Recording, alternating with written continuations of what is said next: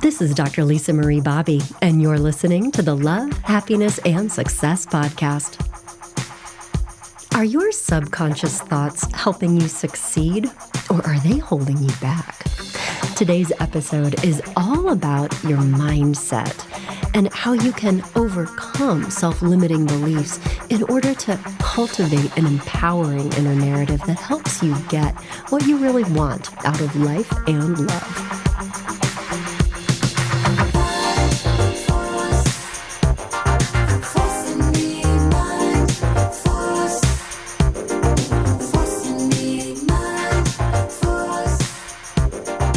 Friends, we are listening to We Are Destino with their track Mind Force. You can learn all about We Are Destino and the other amazing bands on the Adult Contemporary label on their Bandcamp page, adultcontemporary.bandcamp.com. Mind Force indeed. There is no more powerful force for any of us, really, than the power of our own thoughts, conscious or subconscious. Our mindset is crucially important and shows up in every aspect of our lives. And that is why I am so excited for today's episode, because today we're going to be diving into mindset on a deep level so that you can understand it. And even better, so that you can begin to use this understanding to create positive changes in your own life, the way you not just think, but in the way you feel, the way you behave, and in the outcomes that you're able to create for yourself. That's because your mindset, your core beliefs, the stories you tell yourself about who you are, what's happening in the world, this core thinking operating system, if you will, can either help you feel better and be more successful when it comes to any domain of life, or if it is operating in a way that's not helpful to you, it can be a real inner barrier, a real obstacle that will trip you up over and over again, many times without you even realizing it's happening. And this can be a subtle process. You know, we are always telling ourselves stories of some kind, whether we are aware of them or not. They could be stories about who we are, our self-concept that tie into our self-esteem, even the way we feel about ourselves. We have stories about what we can expect from the world or other people, stories about what we are capable of, stories that also define our experience of reality. When something happens, we have to interpret that against our belief system in order to know how we feel about whatever just happened one way or the other. So these stories impact everything, and they can run on such a deep level that they're not even in our consciousness. We're not even aware that we have stories, much less the power to shape them to our advantage. But learning how to access these, become aware of them, and then use them, change them even for our benefit, is a core skill that is related to everything that we want. Our emotional well-being, the ability to have strong, healthy relationships, the trajectory of our career. Everything is tied to the way we are thinking in fundamental ways. So, today's episode is doing a deep dive into this topic with a true expert. I'm so pleased to introduce you to Megan Hyatt Miller. If you are not familiar with Megan's work, she is the president and CEO of Full Focus. And this is an organization originally founded by her dad, Michael Hyatt, who is a well-regarded author. He's written many books, a speaker, a coach, and Megan is now the host of their podcast, Lead to Win. And she is the co-author of several books with him, including Win at Work, Succeed at Life, and their newest book, and the one that we're going to be talking about together today, is called Minding Your Mindset, subtitled The Science That Shows Success Starts with Your Thinking. Megan, I couldn't be more excited to have you on the show today. Thank you so much for joining me. Lisa, thank you so much for having me on. I feel like we're kindred spirits, and I can't wait to dig into this conversation. Well, it's going to be fantastic. I'm excited about the conversation and I'm excited about the topic, but I am also, and I have to share for our listeners, excited about talking with you because I have been a fan of you and your work and your organization for a long time. I am a very proud, full focus client. I have gotten so much out of over the years your different trainings, your coaching. I am participating in your business accelerator program. And I know that a lot of that work has really focused on helping leaders, small business owners really grow personally and professionally in their leadership skills. And again, have gotten so much out of this. But that's kind of what I was expecting when I read this book. I got an advanced copy. And as I sat down to read it, was honestly so pleasantly surprised. Like I was expecting a business book. I've read many of the books that you guys have published, and again, have found them to be so helpful. But this one is really different because you're not talking specifically about career or business or leadership, although that's certainly a part of it. In this book, Mind Your Mindset, it is a much broader kind of conversation about how our brains work, right? I mean, the power of cognition and inner storytelling. It's much more like a deep dive into fundamental, like psychological principles. And I'd love just to start with that question. I mean, tell me is it a pivot? I don't know. It's sort of what I felt like to me, being familiar with your work previously. In a way, it's not a pivot. In a way, it's kind of a prequel. I feel like this is happening a Yeah. lot in television right now. I think about, Yellowstone. I love Yellowstone. And now they've come out with all these spinoffs and prequels and things like that. I think that, for so many years, my dad and I, through the context of our company Full Focus, have been helping people succeed. Mostly small business owners and people who would identify as being busy but growth minded. They want growth, but they've got a lot on their plates.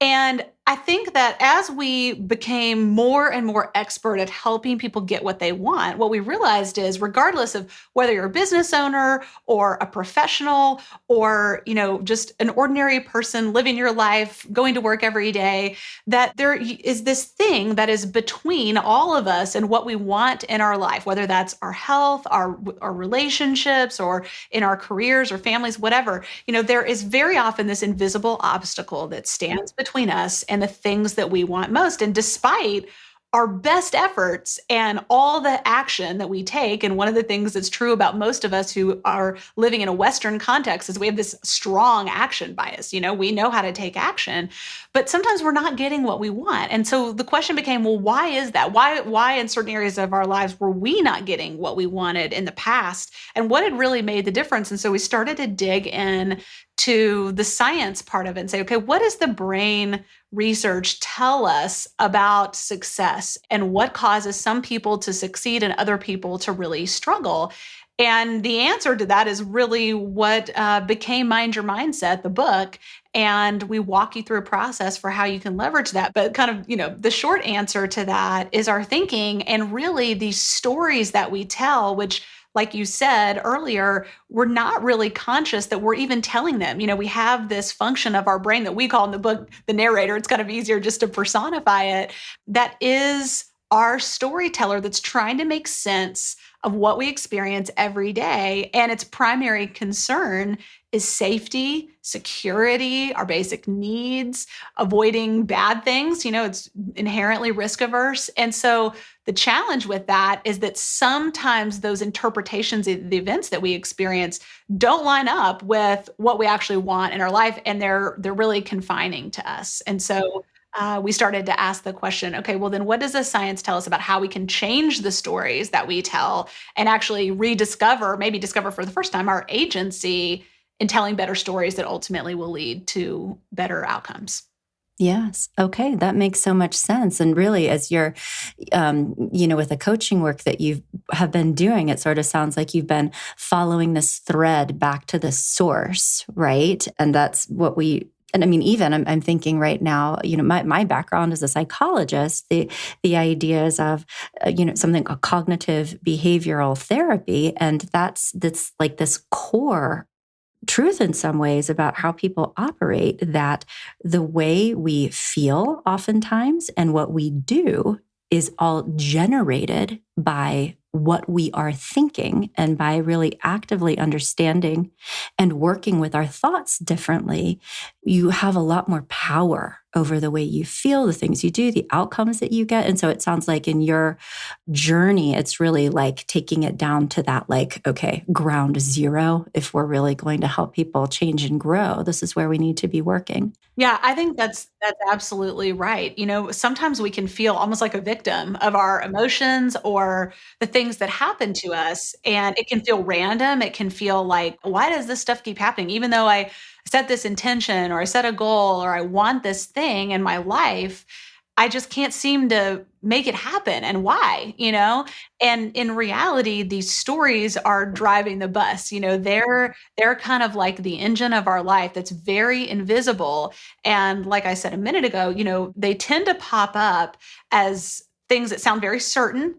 He always, or I would never, or, they always do this. This is how the world works. And in reality, they're subjective stories, again, meant to keep us safe. Our brain is, trying to be our helper. And I always tell people it's really important when those thoughts come up as you're developing this skill. And it really is a skill. This is not an innate ability, a skill of self-awareness around these stories, to approach that with self-compassion. Because sometimes I hear people say, and I've said it myself, why do I always sound so negative? Why are these stories, I wouldn't have used that language back when I was first kind of becoming aware of these things, but why is my inner dialogue just so negative or fearful or shamey, to myself? And in reality, that's just your brain doing its job. And the great thing is that narrator in your head, once you become conscious of the stories that it's giving you, it can actually be trained. I think of it like a little puppy.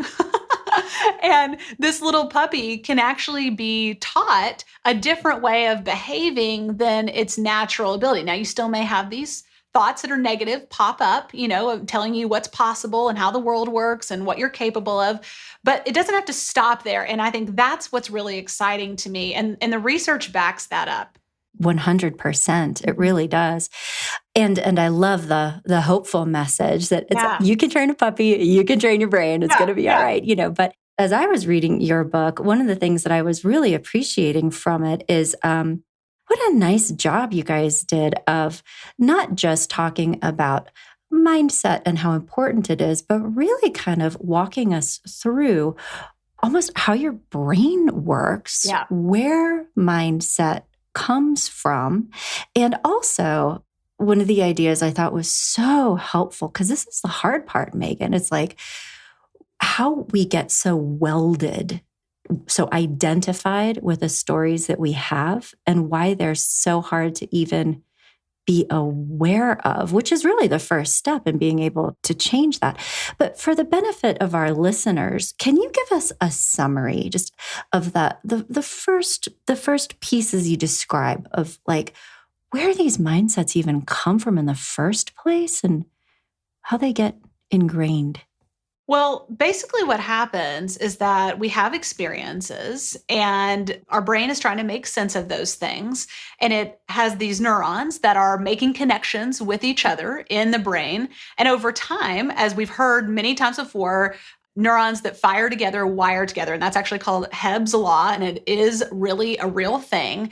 And the neural pathways reinforce each other over time. So it's interesting, we're all familiar with that idea of confirmation bias, the idea that, kind of once you have a conclusion in mind, you start seeing evidence for it everywhere.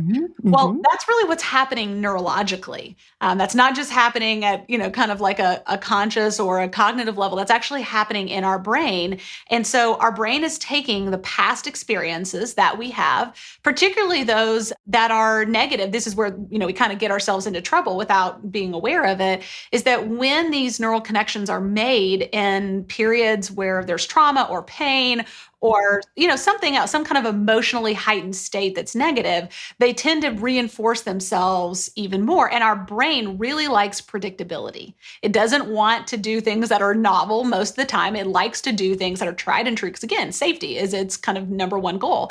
And so it cuts these neural pathways in our brains. And it just turns out that it's sort of like, when you come home from work, you probably don't even think about how you get home because you've done it so many times every day, almost every single day of the entire year for however many years you've been at that job.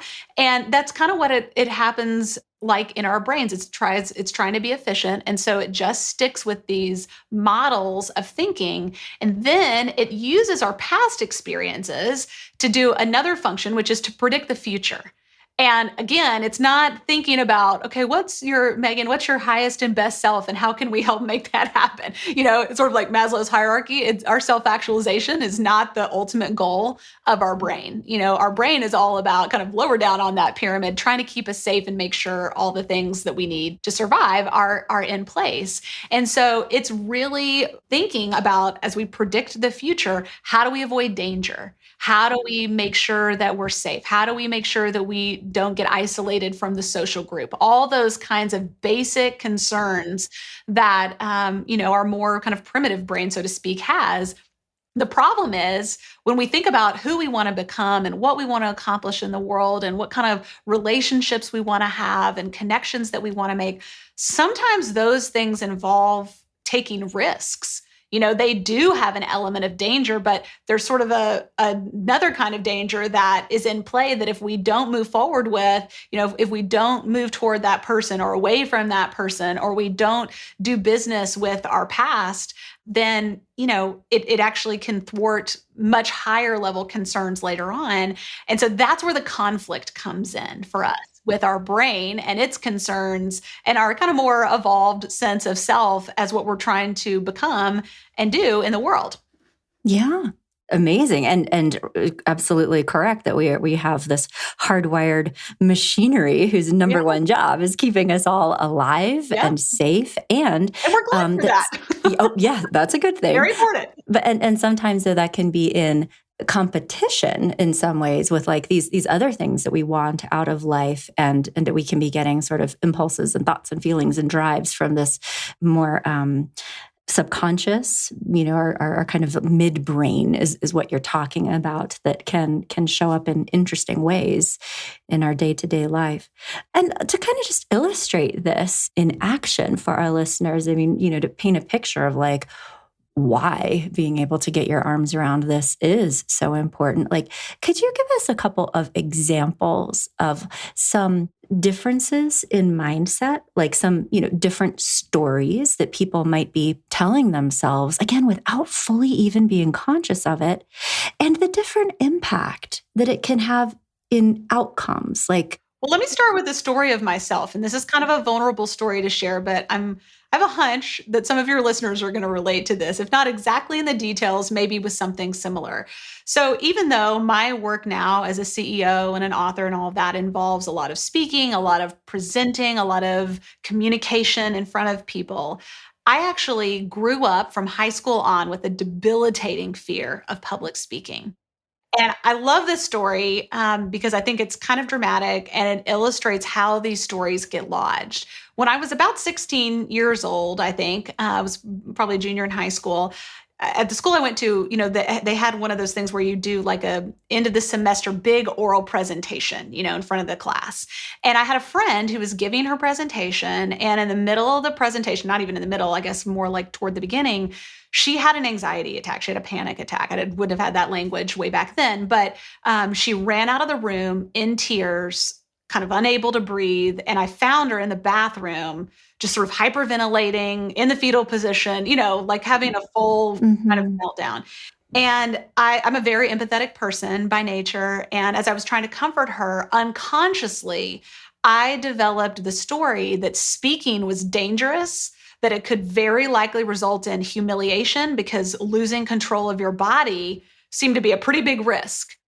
So I didn't even know that this happened, but I internalized this story. Again, it's lodged in this moment of heightened emotion, empathy, all the rest. And as the years went by, I graduate high school and college, and then I go to into my 20s, my life started to get smaller and smaller and smaller because this story was driving the actions that I was taking.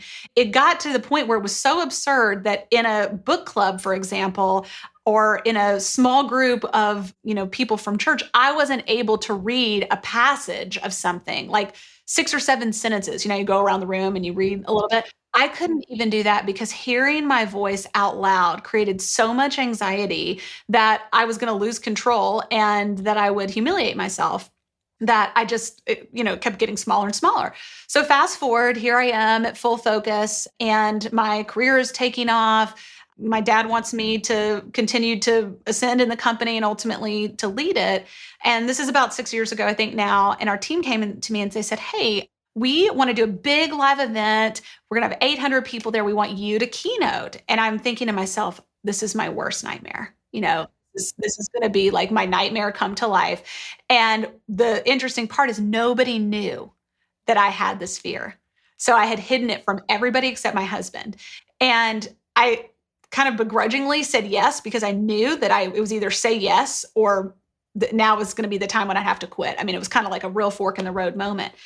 And so as I thought about it, I decided I have to look this thing in the face. I'm not willing to give up my career for this. And it kind of felt like one of those stories that's outdated, like it's just old, but it's still powerful in my life. I'm not really that person anymore, but I'm not sure what to do. And so I went on a 6-week process. That was the amount of time between the request and the engagement. Yeah. We're on a timeline. I know. Hiring an anxiety coach, hiring a speech coach, getting anxiety medicine from my doctor, literally writing a story on a couple pages of legal pad and a purple felt tip pen of what I wanted it to feel like when I got on stage. And I just thought, if this kills me, I've got to do it. Like, I cannot stay in this small story. The cost was too high. Well, I went through the process that we talk about in Mind Your Mindset of identifying that story. By that point, I was clear on it, interrogating it and asking, are there times when this hasn't been true? And of course there were, like this is what happens with our confirmation bias. I had actually all these examples throughout my life of times when I had spoken in some form or fashion and it was great. And I even enjoyed it, including, by the way, my high school graduation. And then I imagined this news story that was really going to be more empowering and ultimately lead me to closing this gap between where I was and where I wanted to be. Well, I ended up stepping on that stage in front of 800 people. And the night before, I had a panic attack. So I don't want to glamorize this. Let's be real. Sure, thank you. But I stepped on that stage in front of 800 people. And other than the butterflies at the beginning, I didn't feel nervous. I enjoyed it. I effectively communicated. And I've gone on to do many, many things. This is just a regular part of my life now that I'm speaking all the time and presenting in some way or another. And all of that is because I got clear on that story, interrogated it, and ultimately came up with something better. And on the other side of that is freedom for me. I would do it again in a heartbeat, as difficult as it was. And that's an extreme example. They're not always that difficult, because freedom is on the other side. And that is the process. You had to do that work. Yeah. And thank you also for saying that it is hard work. Yeah, I feel like sometimes we don't talk enough about what the actual process of growth and change looks like and evolves. And that I think sometimes when people, hear, you got to change your mindset. Like, yes, I should probably do that we make it sound easier than it really is. So I really appreciate you taking us into that story. And so the old story was public speaking equals humiliation, possibly death. Right. It's dangerous. Yeah, that's what I thought. And the news story at the end of the day, when you were able to, what was the news story that brought you so much freedom? Yeah, I think the news story was, I can do this and I deserve to be heard. I think I had kind of a secondary story that I had developed around not wanting to be seen, not wanting to be heard. There's something wrong with me. And in reality, none of that was true. And to just be able to say, I have something to say. I have something to contribute that people need to hear. And I deserve to be heard. I'm worthy of standing on this stage and taking up space here. And these people that are sitting in the audience, all 800 of them, I can barely see them because the lights are bright, but I know they're out there. They all have lives and stories, and what I'm going to share might change one person's life in that audience, and that's worth being brave for. Yeah, your story was connected to kind of the higher purpose, Yeah. the meaning, the reason, but also I'm hearing too, and I just want to elevate this for our listeners because I think it's so amazing. Like there was that like self-compassion, this Yes. recognition that many of these Yes. old stories can have protective factors, and that exist in some ways to protect those vulnerable spaces. Like Yes. maybe what I have to say isn't interesting or Right. helpful, or I'm not good Right. enough to be doing this. And there's a protectiveness there. Mhm. So that also part of the story was really expanding that like appreciation for Yeah. yourself. And that's beautiful. I think that's Yeah. so important. It's really Mm-hmm. easy when we discover these stories, and this would be my kind Mm-hmm. of pro tip or my Yeah. cautionary tale. It's easy to be mad at yourself, Yeah. when you think about how limiting these stories have been.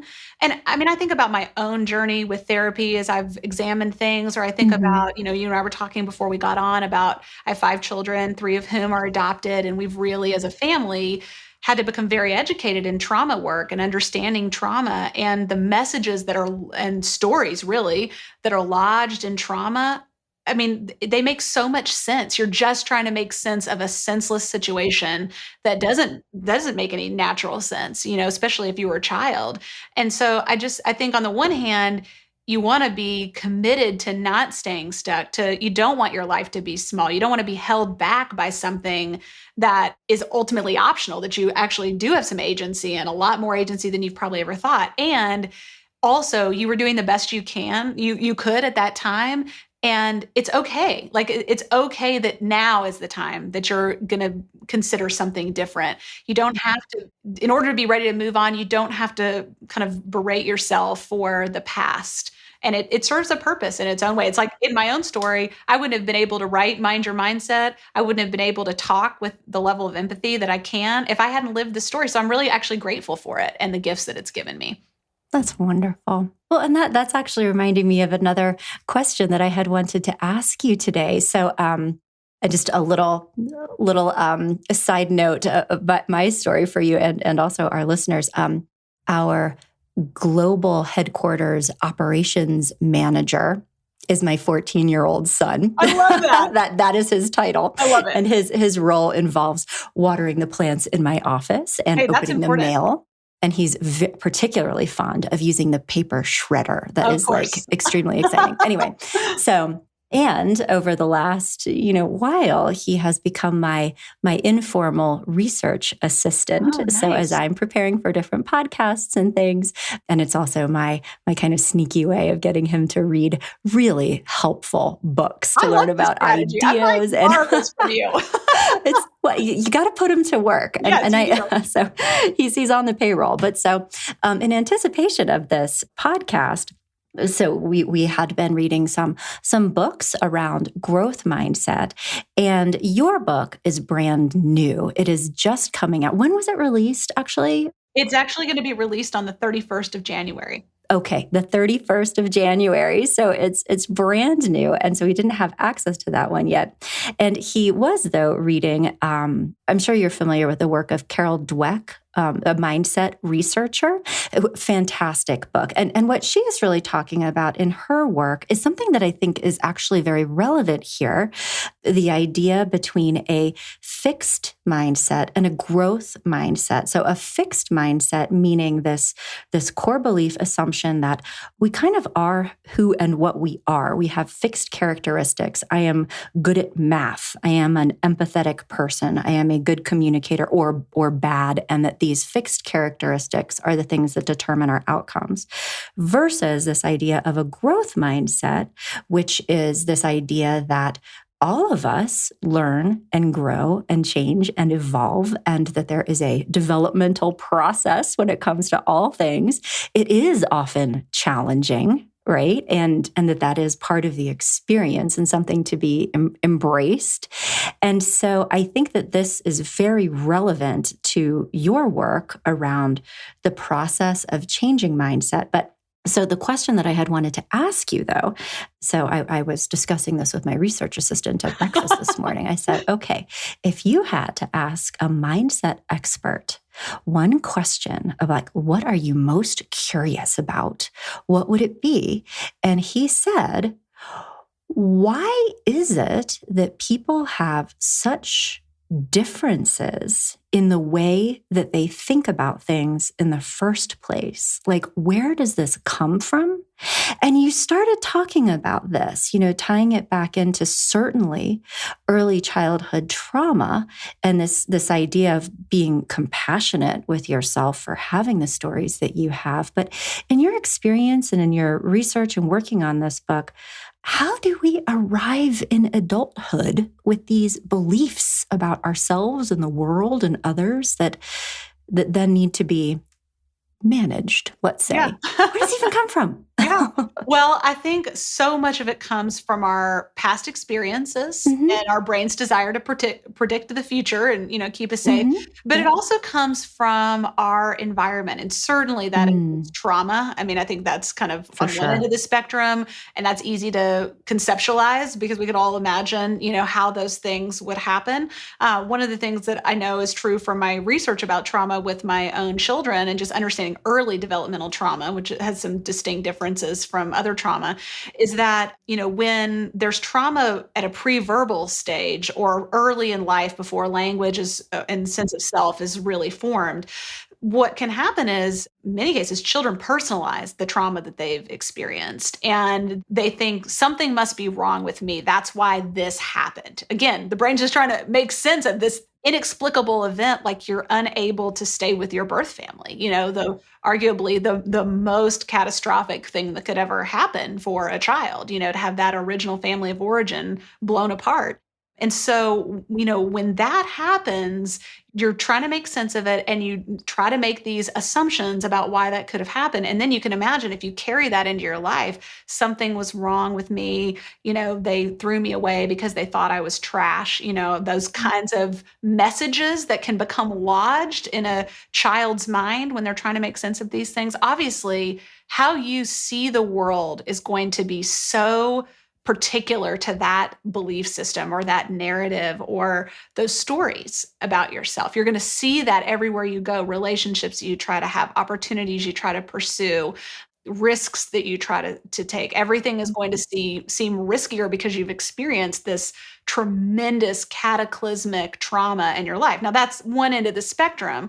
But if we think about, maybe more kind of a median experience or, average experience, we're all influenced by our past experiences, the kind of relationships that your parents had with each other, the kind of sibling relationships you had, the socioeconomic status of your family and whether there was scarcity or abundance there, the educational experiences that you had, and whether the people that you were talking with had a fixed or a growth mindset, as you were learning, your mentors, your early professional experiences, all of these things, obviously your friendships and romantic relationships, all those things kind of come together in sort of a soup that end up setting the frame for what we believe about ourselves, about how the world works, and about other people.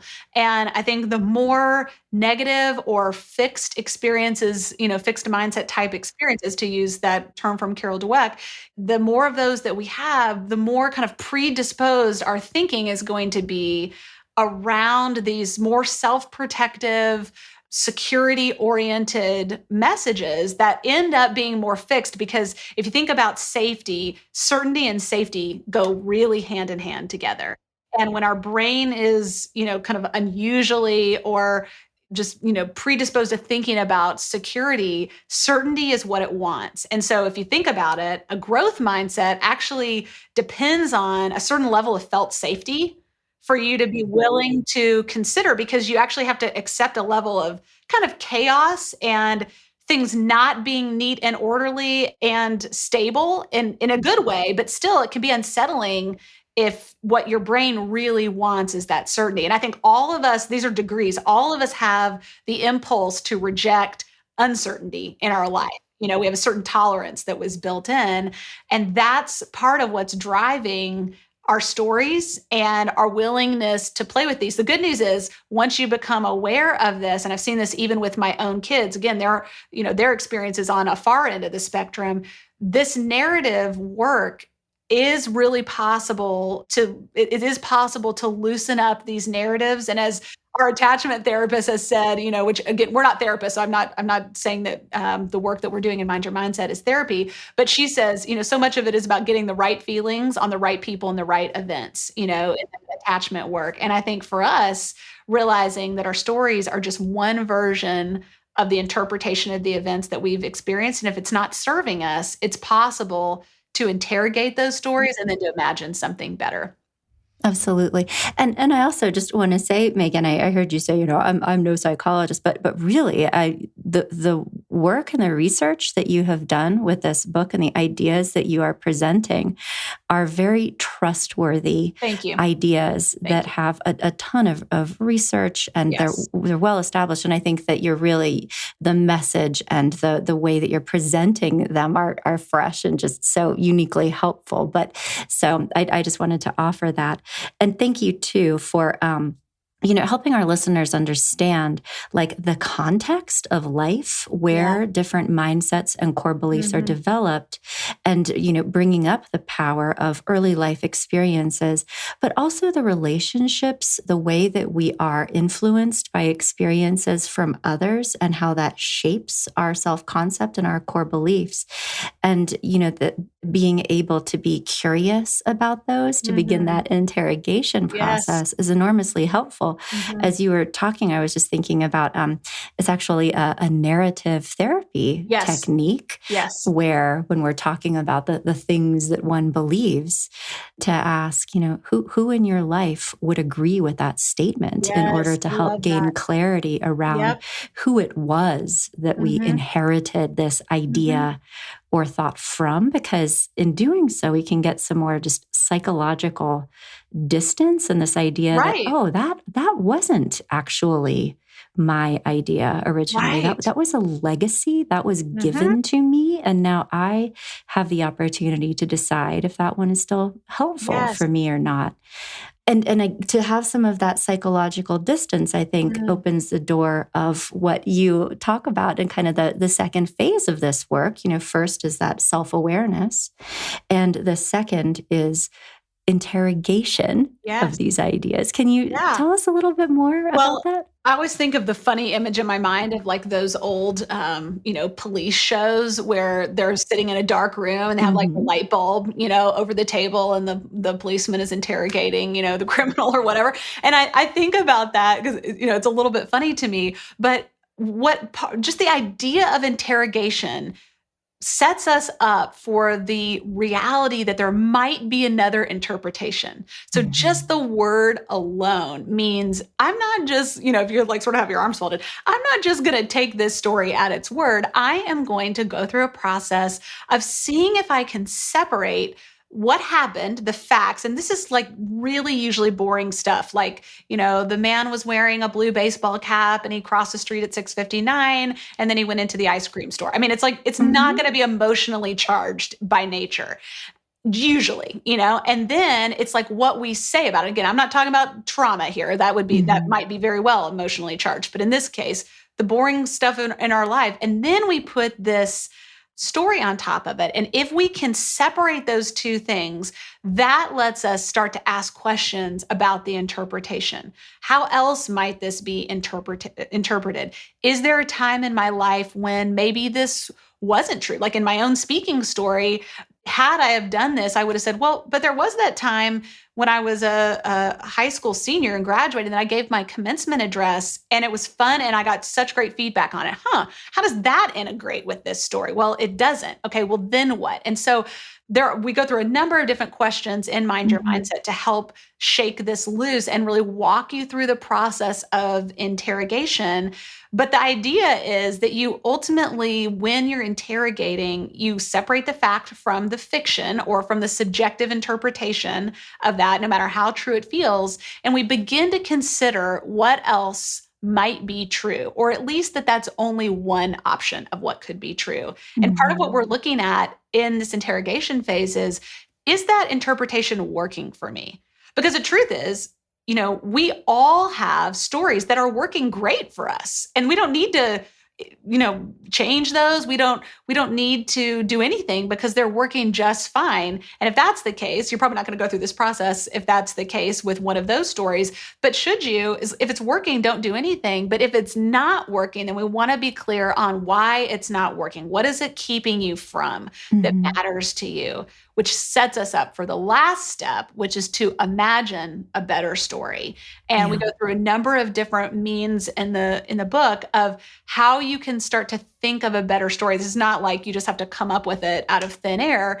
There really are some definitive questions that you can ask that ultimately get you to a place of, okay, that feels better to me. And it doesn't have to be some super lofty affirmation. Like I wasn't telling myself when I was thinking about the speaking event, I am the best speaker that has ever walked the planet. Like I wasn't saying that to myself because that would have been obviously a bridge too far. Like that would have just been too much for my brain to make that leap. So I wasn't saying that. I was saying things like, I step on the stage and my body is calm and I'm present and I feel excited to communicate with the people in the audience. That's a very different, but like more realistic way of reframing, the story, imagining a better story than something that just feels so outlandish. You're like rolling your eyes at yourself. Yeah, that it has to be a step or two in the right direction, not, a giant leap. Exactly. Yeah. Okay, so can we talk about the hard part? Yeah. This is the hard part. And I say this, I mean, I've been a therapist coming up on, 20 years. Can't even believe I'm that old. But anyway, I am. And one of the things that I appreciated so much in your book was the way that you really took a lot of care to help educate your readers about how not just easy, but automatic it is for our brains to close the loop and design stories, bring us information that is coming from different places in our brains than our conscious thoughts. So I'm thinking too of, the work of the author Daniel Kahneman, the book Thinking Fast and Slow, right? Talking about the deliberative conscious thinking process where we're putting together our pro and cons list and making what we feel are very rational decisions, and how much of our cognitive power really is devoted to this thinking process that is happening on a non-conscious level. It is oftentimes emotionally based. We are making assumptions that we're not even aware that we're making, implicit bias, having patterns, matching past experiences to the present moment, again, all without even happening. And also what a great job your logical brain does on whatever that right brain, subconscious thing has decided to believe for whatever reasons that may be completely, irrational when we break them apart. The job of that left brain is to bring forth all kinds of reasons why that is correct. It is true. It makes sense. It is in alignment with facts. And therefore, I know the truth without people even having the awareness that these air quote truths that they're believing have anything but a basis in fact, right? I think we all intrinsically can believe our own thoughts, our own what feels like rational process. And so in my experience, the hard part with all of this is, as they say in AA, watch that first step. That's the hard one, right? Is that very first step of even allowing this idea that maybe you can't believe everything that you think. Particularly in a cultural zeitgeist with, a lot of what is in the air around pop psychology, the different things is trust your feelings, believe in yourselves, you know the answer. Your message, Megan, is that actually be really curious about what you're thinking. Is that the only way of thinking about the situation? Let's find some spaciousness. Let's find a different thought, because maybe the things that you're believing and telling yourself are actually not helpful to you, but you don't even know that. That's the hard part, is just even putting a crack of skepticism Yep. between someone and their conscious thinking process.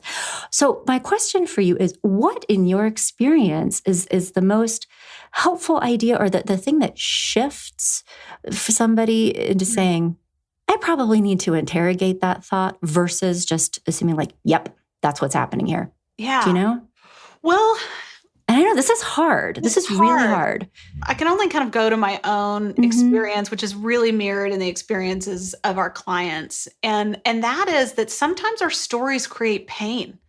Mm. And we're not aware of that. Like last night, I was having a massage, and the massage therapist, I have some neck pain that she was trying to help me with.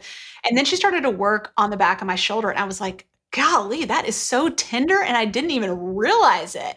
She was like, oh, yeah, anytime you have neck stuff going on, there's going to be a shoulder component. And I was like, isn't it interesting that the pain that I'm experiencing is in my neck, but the pain that actually probably where this is coming from is in my shoulder? I think our lives can be like that, where we don't necessarily have conscious awareness of pain because, like in our bodies, we just learn to work around it. I have like a heating pad that I'll sit on sometimes when my neck hurts, and then I'll kind of put in the curvature of my neck, and that helps. But that's not really a solution to the problem. That's just a workaround to that pain. And I think similarly in our lives, we have these stories that can cause pain. And if we can become aware of how those stories are limiting us, or how they're hurting us or hurting people we love, then it can give us kind of the courage to create that space and say, what if there was another way to think about this? I actually had this happen just the other day, last Friday. I had a meeting with one of my direct reports. I have an executive team that reports to me. And I've had this thing that I'm trying to implement for a long time in our company. And I just have felt like there's been some resistance to it. And that was probably somewhat founded, at least concern on the part of some of the other executives, one in particular.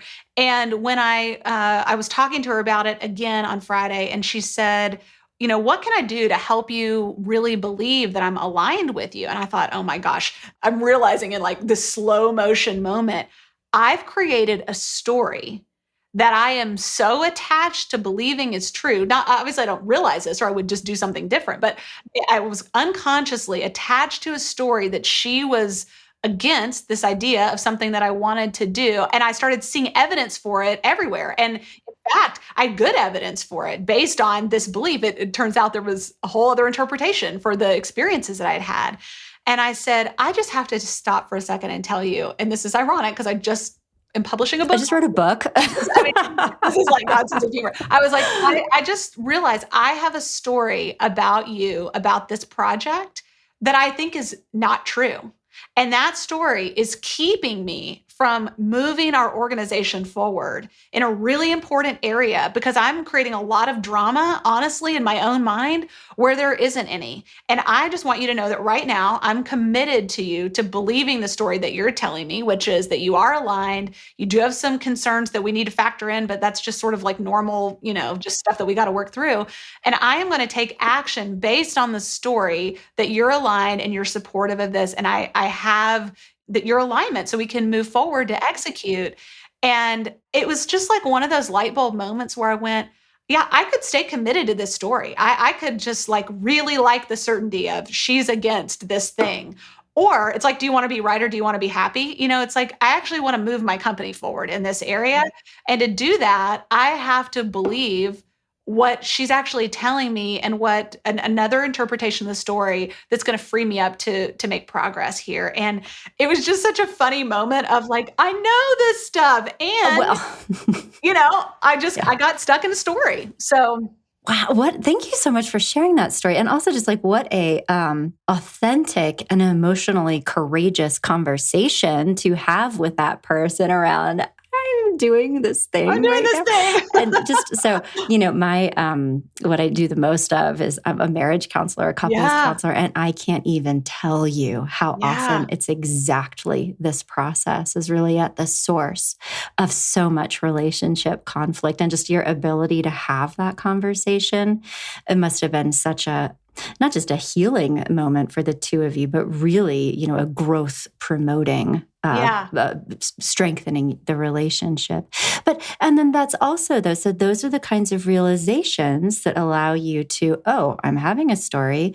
Oh, I need to be skeptical of this.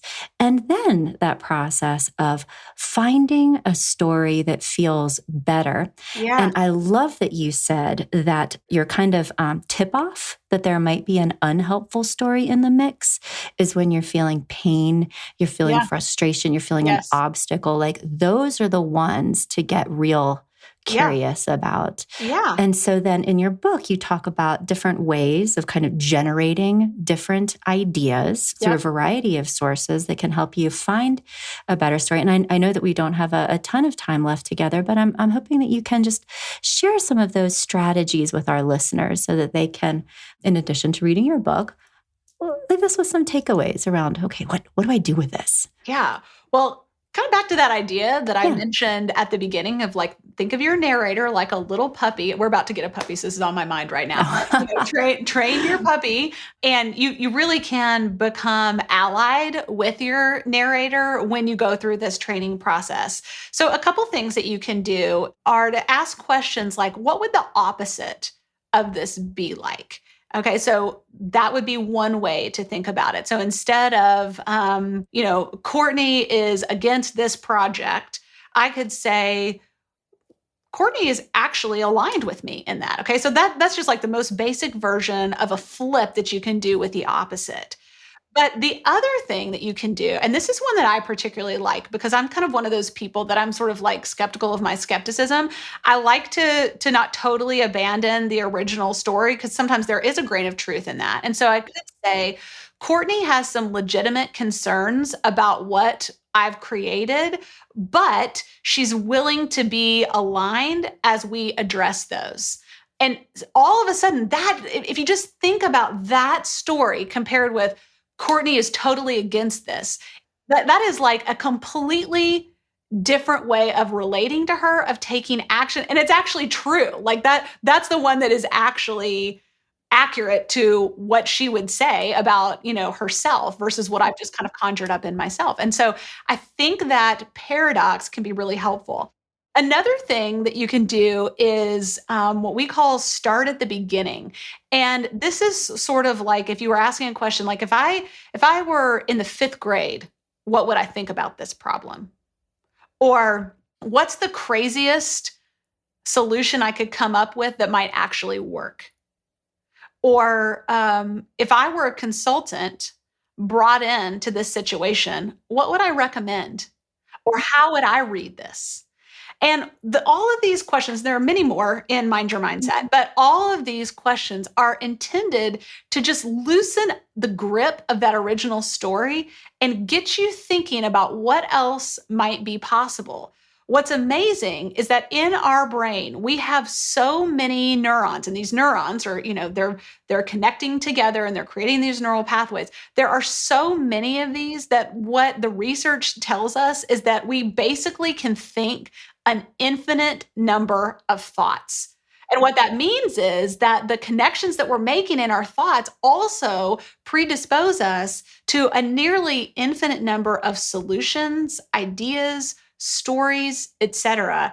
And so there are really so many options that are available to us. And this process of question asking is how we get to what we might want to think instead. And you'll know when it feels good to you, like this just feels, now it may not feel easy to you. And that's an important thing. This is where, like your earlier comment about, we've kind of been led to believe that whatever we feel is right. And where that doesn't really work for us is sometimes we have to be really uncomfortable to actually get what we want more, and that's okay. But you'll have a sense of like, that's right. And that's our intuition, talking to us. That will help you know that you've landed on an interpretation of the events of your life that is going to serve you. Excellent, excellent advice that you can feel the shift and that there's a thought process to kind of open up other possibilities. But this idea that we all have abundance of, Yes. ways of thinking Yes. available to us, and to notice how it feels. And I'll also say, just very briefly, that can also be one of the biggest benefits of having a growth partner in your life. Like, Yes. the coaching, a business Yes. accelerator, Yep. or coaching and counseling here is just to have somebody else who is sort of an outside perspective, Yes. helping you be curious about the things that you may have otherwise assumed to be true. It can be very, very powerful. So I appreciate your work. So I know we have to wrap up, but tell us, what are your biggest hopes for this book, and where can people find more about the book and your work? Thank you for asking that. I think my hope for this work is that people will experience what I've experienced, what my dad has experienced, different context, but both of us have experienced a level of freedom, a level of being able to reach our potential and the satisfaction and the contribution that brings. And I want that for people. I think about my own kids. I want that for my kids. I want that for my friends. I want that for my employees. I want that for my clients. And I want that for everybody who reads Mind Your Mindset, because what I know that if you're listening, you may not know right now is that it's really possible for you. This is so doable. This is a skill that you can acquire that will literally change every part of your life once you begin to master it. And it's not that difficult to master the skill. Sometimes it's hard to do the work, but the skill itself is actually pretty straightforward. And that's really hopeful to me. So I want people to have hope that there are ways to get breakthroughs in areas where maybe you felt stuck, or to reach a new level in your life that you maybe haven't even thought about before, and that are available to you. And that's really exciting. So I think that's what I would say with regard to my hope. In terms of where people can find out more about me, about the book, et cetera, we've actually created a special page for your listeners that's called mindyourmindsetbook.com/love. And at that site, there are all kinds of fun bonuses that you get when you buy the book, which you can do wherever, Amazon or Barnes & Noble or whatever, including a course where my dad and I walk you through the book with some exercises that we just recorded last week, as well as a self-coacher tool that takes what we've talked about today, but really boils it down to one page. And you can print this out, and it's kind of like paint by numbers. You can just go through this process really easily. If you're sitting in the car line, picking up your kids, you're waiting for an appointment or something, this is a really handy tool. And also the audiobook. So don't buy the audiobook, because we're going to give that to you for free. So mindyourmindsetbook.com/love. Okay. mindyourmindsetbook.com/love.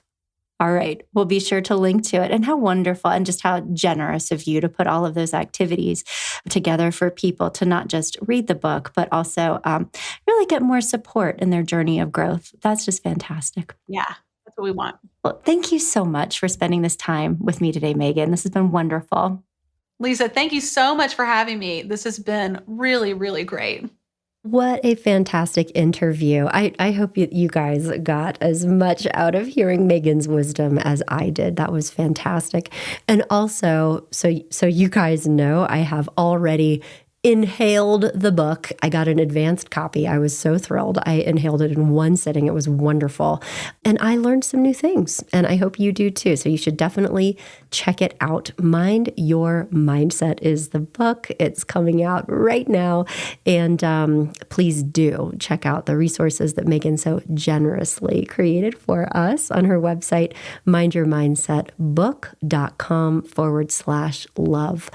And also, if this topic is, generally interesting to you and you would like to continue your journey here, there are also a lot of resources on this topic and related topics in the personal growth collection of the blog that we have at growingself.com. Just come to the website, growingself.com. You will go to the blog-podcast page, and from there go into the happiness collections, and in the personal growth collection, you will find all kinds of related articles and podcasts, past podcasts. I think I've even have a Spotify playlist in there for you. Past podcasts, including self-limiting beliefs, going into the idea of shadow work therapy, like how to access some subconscious beliefs and bring them into awareness. being honest with yourself, unlocking the power of your subconscious mind, trusting yourself, all kinds of things on related topics. So I hope that between these resources, Megan's book, her resources, you feel well prepared for some meaningful personal growth in this area, because you deserve it. So thank you again so much for spending this time with us today, and I'll look forward to speaking with you again soon, next week, on another episode of the podcast. And in the meantime, here is more from We Are Destino with the song Mind Force. Learn more about this band and others on adultcontemporary.bandcamp.com. Take care.